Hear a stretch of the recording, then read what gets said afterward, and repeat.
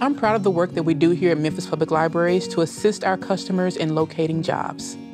But when it comes to searching for jobs, not enough people have access to technology, and that's where the JobLINC bus comes in. Hi, welcome to JobLINC.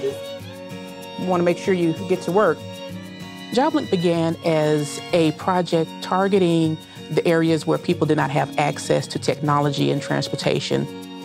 We use the Grow.Google platform with our customers who are looking for jobs. I was a letter carrier for 20 years. I got laid off. I lost everything. If it wasn't for the library, really, I don't know where I would have gone because I didn't have no other resources.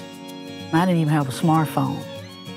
Getting on the JobLINC bus, you find out information on resumes, job interviews, how to use a computer, and that's how I got offered employment.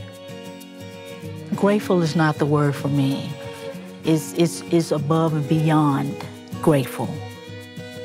JobLINC is just one of the many things that the libraries do for the citizens.